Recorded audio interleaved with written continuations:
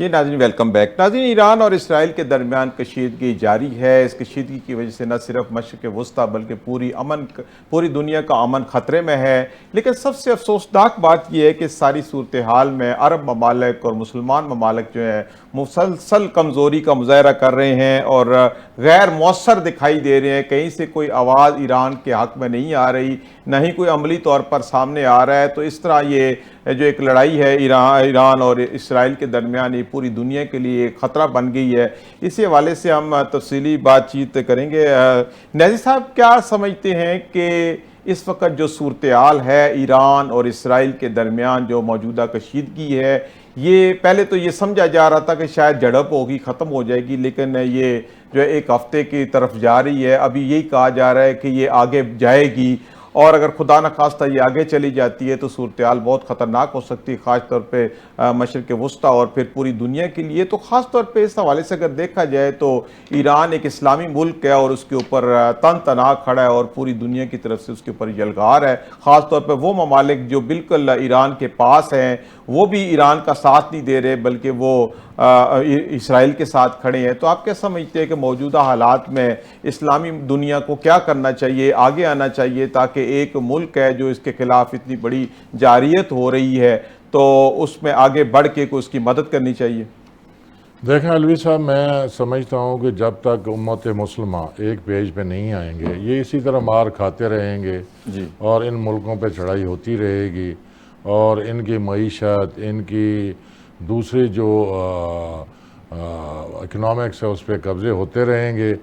और मेरा एक ज़ाती राय है कि इस्लामिक जहाँ जहाँ भी अमेरिकन बेस हैं उनको वो उसको जो है ख़त्म कर देना चाहिए, उनको वहाँ से छुट्टी करवा देनी चाहिए। तो ईरान जो है ना, पहल जो इसराइल ने की उसने नंगी जारियत का मुर्तकब हुआ है और उसके बाद जब ईरान ने रिटेलिएशन दिए, देखें ये अक़वाम मुत्तहिदा यूएनओ के मंशूर के आर्टिकल 51 के तहत ईरान को हक हासिल है कि वो रिटेलिएशन जवाब दे। उसने जवाब दिया। अब अगर अमेरिका इस जंग में कूदता है तो यकीनन हम फिर एक तीसरी जंग अजीम की तरफ जा रहे हैं। जी बिल्कुल। नाज़िर साहब, ये हमें ज्वाइन किया एयर कमांडर खालिद चिश्ती साहब ने। खालिद चिश्ती साहब, मुकालमा में खुशामदीद। खालिद चिश्ती साहब, आपको मेरी आवाज़ आ रही है? जी जी जी जी।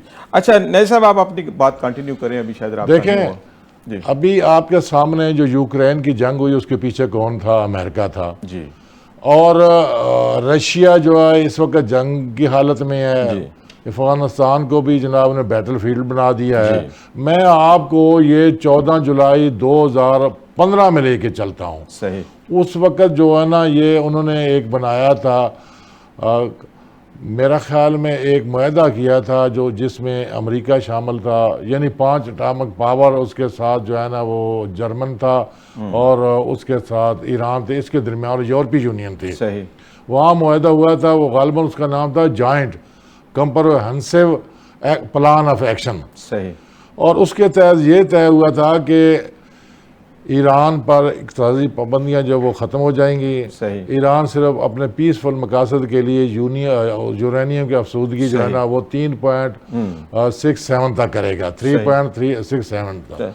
लेकिन उस वक्त इंटरनेशनल एटॉमिक एनर्जी एजेंसी थी, उसने एक रिपोर्ट दी कि जी ईरान जो है ना वो 60% के करीब जो है ना वो यूरेनियम एनरिच कर रहा है और अगर ये 90% पर चला गया तो फिर जौहरी हथियार बनाने की सलाहियत हासिल कर लेगा। जब ये टाक चल रही थी तो उस वक्त पता क्या हुआ? 2018 में 2018 इसी डोनाल्ड ट्रंप ने जो है वो उस मुआहदे से अलहदा हो गया। जी बिल्कुल ठीक है। नाज़िर साहब, ये एयर कमांडर खालिद चिश्ती साहब ने हमें ज्वाइन किया है। खालिद चिश्ती साहब, आप प्रोग्राम में खुशामदीद।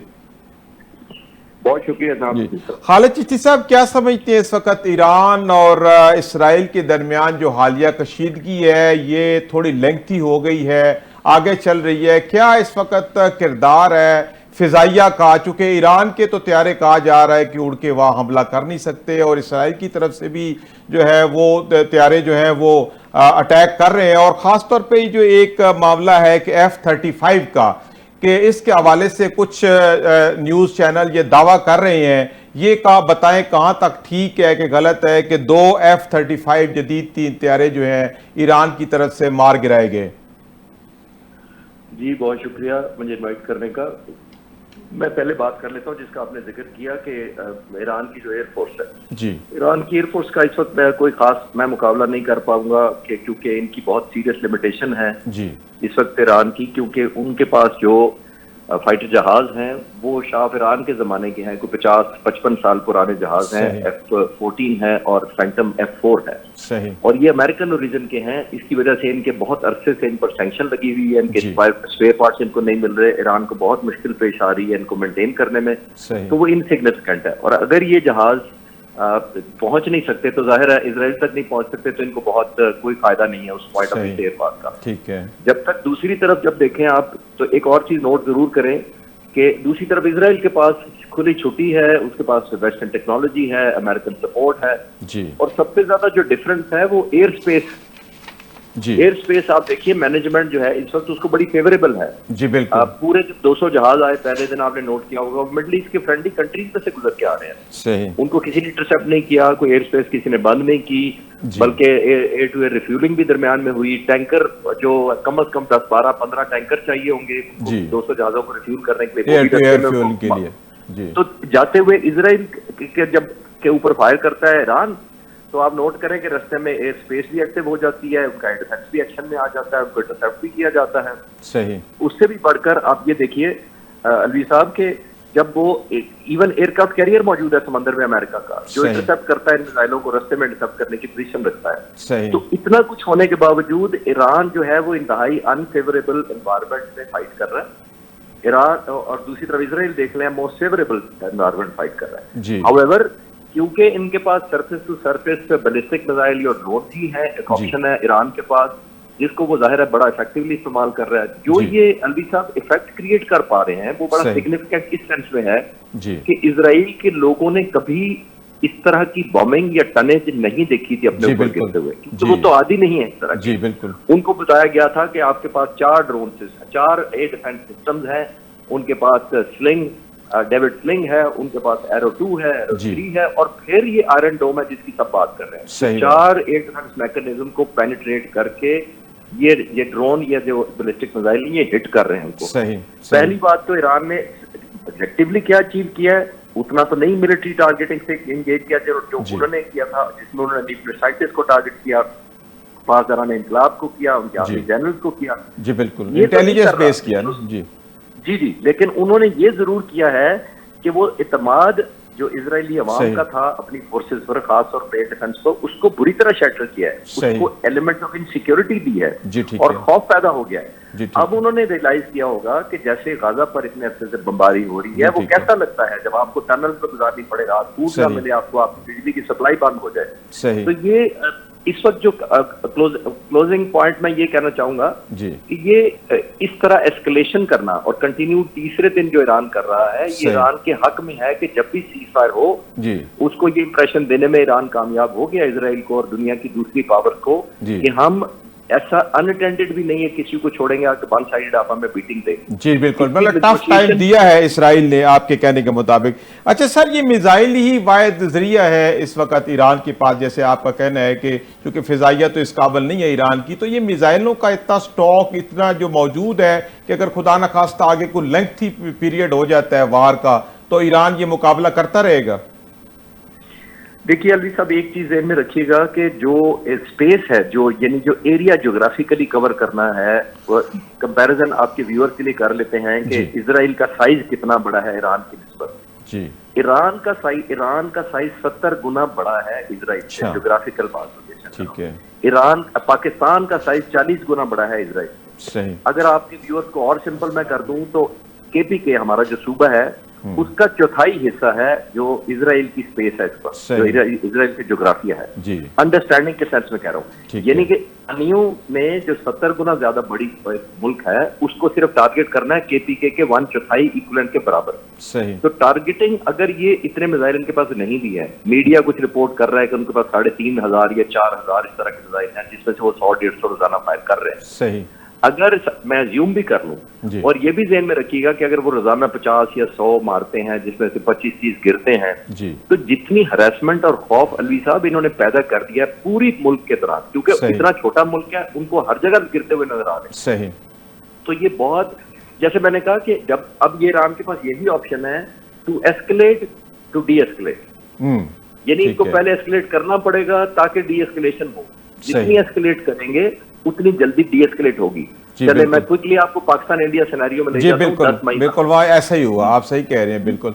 अच्छा सर, ये जो 9 मई एफ को अच्छा अपना एयर कमोडोर साहब, ये F-35 के हवाले से खबरें चल रही हैं सोशल मीडिया पे, इसमें कितनी सदाकत है? क्या ईरान ने वाकई F-35 जो है वो गिरा दिए हैं? क्या चीज़ है ये? देखिए, F-35 state of the art इस वक्त दुनिया का नंबर 1 फाइटर जहाज है जो अमेरिका का है। अमेरिका ने बहुत कम मुल्कों को दिया है, इजराइल इसमें शामिल है। ठीक है। और ये जो जहाज है ये स्टेल्थ टेक्नोलॉजी है इसके अंदर, यानी कि दुश्मन को रडार पर नजर नहीं आता है। सही। अगर ये ईरान ने कामयाबी से मार गिराया है तो बहुत बड़ी कामयाबी है। सही। लेकिन एक चीज जो मिसिंग लिंक लग रहा है कि ईरान ने अभी तक इसका सबूत कोई नहीं दिया। जाहिर है इजराइल तो आखिरी वक्त तक डिनाई करेगा, क्योंकि उसका बहुत ही फ्रंट लाइन जहाज है, अमेरिका के लिए बहुत बड़ी एम्बैरेसमेंट है। जी। तो ईरान के अलावा और कोई सबूत दे नहीं सकता। सही। जैसे आपने नोट किया होगा, पाकिस्तान ने क्या किया था, 6 जहाज मारे थे, एग्जैक्ट लोकेशन बताई थी, रेडियो कॉल सुना दी थी, बड़े सबूत दिए सही। और जमीन से वीडियोस भी आ गई थी। अगर ईरान ने मार गिराया है तो अगर वो वीडियो को रिलीज करता है, कोई सैटेलाइट पिक्चर देता है, कोई लोकेशन बताता है, सबूत फिर बताते शायद हैं। दुनिया बिल्कुल बेहतर ठीक है। पोजीशन में होगी। अभी ये कंफर्म नहीं किया जा सकता कि वाकई, क्योंकि कॉन्ट्राडिक्टरी क्लेम अभी तक। तो इंटरनेशनल लेवल पे किसी और इदारे ने भी कोई क्ल्यू नहीं ऐसा दिया कि F-35 मार गिराए गए हैं? किसी तरफ से भी अभी आपके मुताबिक कोई ऐसा क्ल्यू नहीं मिला? जी नहीं, इंटरनेशनल क्लेम्स कोई भी वेरीफाई नहीं कर पा रहा, क्योंकि लोकेशन नहीं है नोन और टाइमिंग नहीं है नोन, किस जगह पर मारे गए हैं कुछ नहीं पता। इस वजह से शायद इंटरनेशनल एजेंसीज या सैटेलाइट्स है इस पर फोकस नहीं कर पाए। इस वजह से ये इसको वेरीफाई नहीं कर पाया जा रहा कि ये वाकई ऑथेंटिक है। और अगर ऑथेंटिक है ईरान की नजर में, और मैं तो ऑब्वियसली ये विश करूंगा कि ईरान फिर इसको डिस्क्लोज करे, ताकि एक बहुत बड़ा मैसेज जाएगा अगर F-35 शूट डाउन हो गया, अमेरिका को भी और इजराइल को भी। सही सही। हाँ, अच्छा एयर कमोडोर साहब, अगर ये वार आगे प्रोलॉन्ग हो जाती है तो फिर इसके आगे क्या, किसको फायदा होगा? ईरान को, इसराइल को, या क्या सूरत हाल पैदा होगी?